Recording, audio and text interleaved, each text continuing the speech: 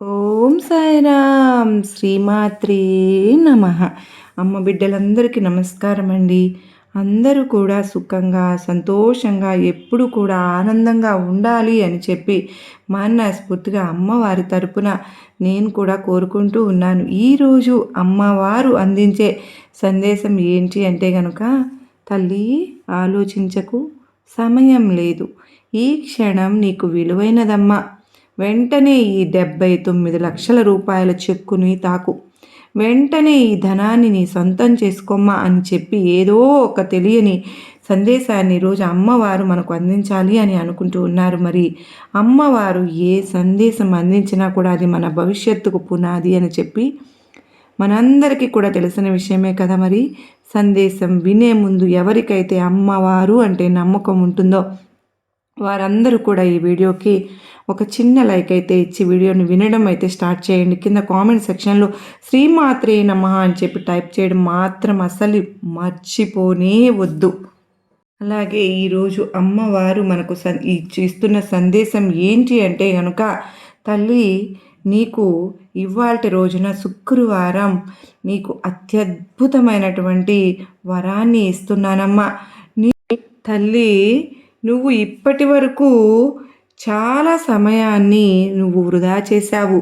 ఇకపై నీకు సమయం లేదు. ఇప్పుడు నీకున్న ప్రతి క్షణం కూడా చాలా విలువైనదమ్మా. నీకు ధనం రావడం కోసం ఎన్నో రకాల ప్రయత్నాలు చేసి విసిగిపోయావు. నీకు దక్కవలసిన ధనం అనేది నీకు దక్కక చాలా బాధపడిపోతూ ఉన్నావు. అసలు నువ్వు సంపాదించిన సొమ్ము అనేది ఇది నీ చేతిలో నిలవక ఎన్నో రకాల ఇబ్బందులను పడుతూ ఉన్నావు. అసలు ధనం అనేదే నీ జీవితంలో ఒక సమస్యగా మారింది. దుర్గమ్మ, ఎన్నో రకాల కష్టాలను పడ్డాను, ఎన్నో రకాల సమస్యలను చూశాను. జీవితం అంటే ఏంటో కూడా పూర్తిగా నేను తెలుసుకున్నాను. కానీ అంతా తెలిసేసరికే, జీవితం అంటే ఏంటో పూర్తిగా అర్థం చేసుకునేసరికే నా చేతిలో చిల్లి గవ్వ అనేదే లేకుండా పోయింది దుర్గమ్మ. నాకు ధనం అనేది ఇప్పుడు ఎంతో ముఖ్యం. దుర్గమ్మ, నాకు రావాల్సిన ధనం నాకు వచ్చేలా చూడండి దుర్గమ్మ అని చెప్పి నువ్వు అడుగుతూ ఉన్నావు. కొంతమంది దుర్గమ్మ రేయనక పగలనక సంపాదిస్తూనే ఉన్నాను, ధనం కోసం తాపత్రయపడుతూనే ఉన్నాను, దానికోసం కష్టాన్ని కూడా చేస్తూనే ఉన్నాను, అయినా కూడా నాకు దక్కవలసిన ధనం అనేది నాకు దక్కడం లేదు దుర్గమ్మ అని చెప్పి ఇబ్బంది పడిపోతూ ఉన్నావు బిడ్డ. జీవితం అంటేనే ఒక కష్ట సమయం ఉంటుంది, ఒక సుఖ సమయం కూడా ఉంటుంది. కష్ట సమయాన్ని చూసి భయపడేవాళ్ళు, సుఖాన్ని చూసి సంతోషపడేవారు జీవితంలో ఎప్పుడు కూడా ముందడుగు వేయలేరు. నువ్వు చూడని ధనము కాదు, నువ్వు సంపాదించిన ధనము కాదు. ఇవాల్టి రోజున నీ చేతిలో ధనం లేదు అని చెప్పి నలుగురు నిన్ను చిన్న చూపు చూడవచ్చు. కానీ రేపటి రోజున నీవు సంపాదించిన ధనం కంటే ఎక్కువ ధనం అనేది నీకు అందబోతోంది బిడ్డ.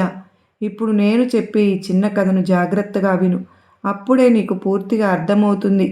ఒక నలుగురు వ్యాపారస్తులు ఉన్నారు.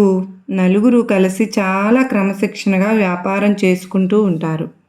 వ్యాపారంలో మెలకులు ఏంటి, వ్యాపారంలో ఏమి చేస్తే లాభాలు వస్తాయి, ఏం చేస్తే నష్టాలు జరుగుతాయి అని చెప్పి ఆ నలుగురికి కూడా బాగా తెలుసు. కానీ ఆ నలుగురిలో ఒకరు మాత్రం ఏమీ తెలియని అమాయకుడు అని చెప్పి మిగతా ముగ్గురు అనుకుంటూ ఉంటారు.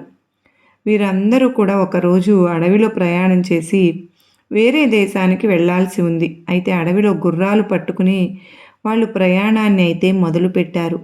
అడవి మార్గ మధ్యంలోకి రాగానే వారికి కొంత బంగారపు చెట్లు అనేవి కనిపిస్తాయి.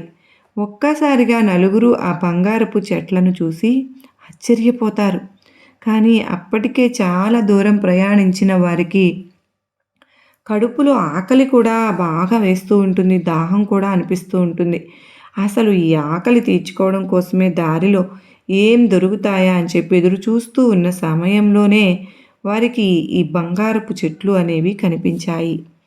వారికి తెలియకుండానే ఆ బంగారపు చెట్లను చూసి వారి నలుగురి మనసుల్లో కూడా అనిపిస్తుంది, ఈ దెబ్బతో, ఈ బంగారంతో మేము ధనవంతులుగా అయిపోతూ ఉన్నాము. ఇన్ని సంవత్సరాల నుంచి పడిన కష్టమంతా కూడా వృధానే. ఎందుకంటే ఎప్పుడో ఈ అడవిలోనికి రావాల్సింది, ఈ బంగారాన్ని చూడవలసింది. ఈ బంగారాన్ని అంతా కూడా తీసుకుని వెళ్ళిపోవలసి ఉంది.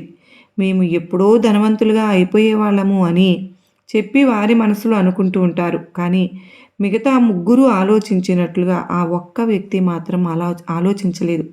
అతను ఏమనుకుంటున్నాడు అని అంటే, ఆ బంగారపు చెట్లు పక్కన ఉన్న బాదం చెట్లను, ఆపిల్ చెట్లను, బత్తాయి చెట్లను అతను చూసి, ఆహా!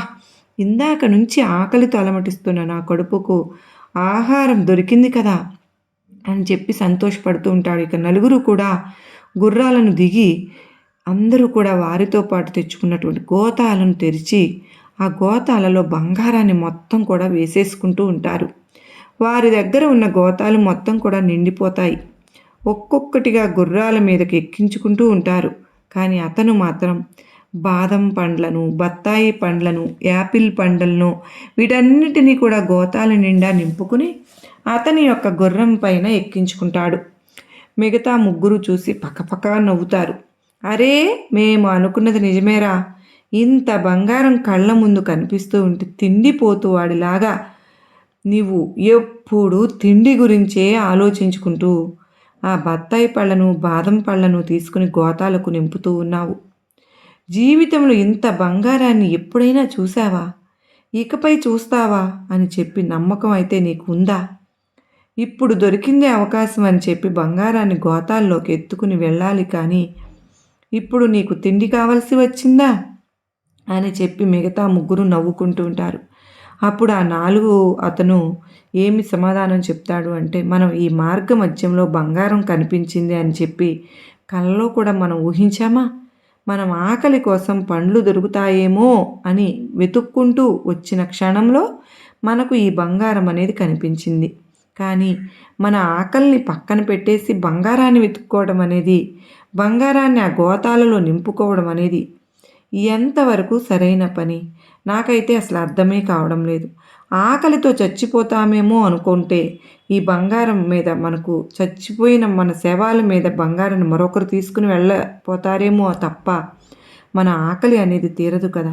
అప్పుడు ఈ ఆకలిని అంటే ఇప్పుడు దొరికిన ఈ పండ్లతో ఈ ఆకలిని తీర్చుకుని ఉంటే, బ్రతికి ఉంటే మనం ఇటువంటి బంగారాన్ని ఎంతైనా మనం తెలివితేటలతో సంపాదించుకోవచ్చు అని చెప్తాడు.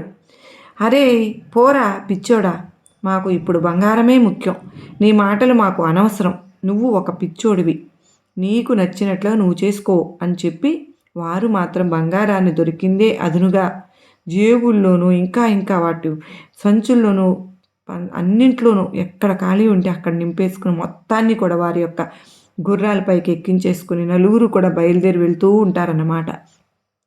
ఆ 4వ అతను మాత్రం తిండిని కేవలం ఆహారంగా మాత్రమే గుర్రాల మీదకి ఎక్కించుకుని వెళ్తూ ఉంటాడు. ఇక వారి ప్రయాణం అయితే మళ్ళీ మొదలవుతుంది. ప్రయాణంలో వారు అడవి మార్గం మధ్యంలో మాత్రమే ఉన్నారు. కానీ ఈ దేశం దాటి మరొక దేశం వెళ్ళాలి అని చెప్పి మరచిపోయారు వారు. అనుకున్న మాట ఏంటి అంటే కనుక మనసులో మిగతా ముగ్గురు 4 రోజులు తినకపోతే ఏమైంది, ఈ ప్రాణాలు ఏమన్నా పోతాయా ఏంటి, బ్రతికే ఉంటాము అని చెప్పి అనుకుంటారు. కానీ ఈ 4వ అతను మాత్రం అలా అనుకోలేదు. ఇక గుర్రాలు ఎక్కి ప్రయాణం మొదలు పెడతారు. అలా ఒక రోజల్లా కూడా ప్రయాణం చేసిన తర్వాత 2వ రోజుకు వారికి ఒక్కొక్కరికి కడుపులో ఆకలి మంటలు మొదలవుతూ ఉంటాయి. ఇక అతని దగ్గరకు వస్తారు. అరే, నిజంగానే చచ్చిపోయేటట్లున్నాం రా, చాలా ఆకలి వేస్తోందిరా, మాకు నీకు పుణ్యం ఉంటుంది, మేము నీతో పాటే ఉన్న స్నేహితులం కదా, అందరం ఒక చోటే కలిసి వ్యాపారం చేసుకుంటున్నాం కదా, దయచేసి మాకు 2 పండ్లు ఇవ్వరా అని చెప్పి బ్రతిమలాడుతుంటారు. అవునా, మీకు నేను 2 పండ్లు ఇవ్వాలా? మీరు అన్నట్లుగా మీరు వ్యాపారస్తులే, నేను వ్యాపారస్తుడినే కనుక వ్యాపారం మైండ్తోనే ఆలోచిస్తాను. నేను మీకు 2 పండ్లు ఇవ్వాలి అంటే మీ దగ్గర ఉన్న బంగారంలో నాకు కొంచెం ఇవ్వాలి అని చెప్పి చెప్తాడన్నమాట.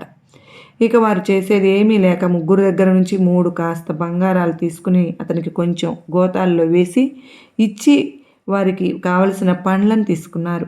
మళ్ళీ ఒక రోజంతా ప్రయాణం చేస్తారు. మళ్ళీ ఆకలి వేస్తుంది. ఇతని దగ్గర ఆహారం మాత్రం తరగదు. ఇతను కమ్మగా 1 పండు 2 పండ్లు తిని వారి యొక్క శరీరాన్ని రోజురోజుకి బలంగా మార్చుకుంటూ ఉన్నాడు.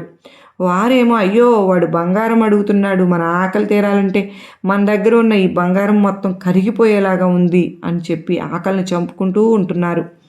ఇలా ఆకలిని చంపుకుంటూ ఉండడం వల్ల వారి శరీరం అనేది నీరసపడిపోతూ క్షీణిస్తూ ఉంటుందన్నమాట. వాళ్ళు కొంచెం ఆకలి వేసినట్లుగా ఫీల్ అయిపోతూ ఉండగానే పదే పదే ఆకలి గురించి ఆలోచించడం వల్ల ఇంకా ఎక్కువ ఆకలిగా వారికి అనిపిస్తూ ఉంటుందన్నమాట. చేసేది ఏమీ లేక మళ్ళీ ఆపి అతన్ని పండ్లు అడుగుతారు. ఇక ఆ పండ్లు అతను ఇస్తాడు వారి దగ్గర బంగారాన్ని తీసుకుని. ఇలా వారి యొక్క ఆకలి పూర్తిగా తీరేసరికి వారి దగ్గర ఉన్నటువంటి బంగారాలలో అందరి దగ్గర బంగారాలలో సగం సగం సగం మొత్తం కూడా ఇతని ఒక్కడి దగ్గరికి వచ్చేస్తుంది. అంటే ముగ్గురి దగ్గర ఉన్న బంగారంలో 3 సగాల ఉన్న బంగారం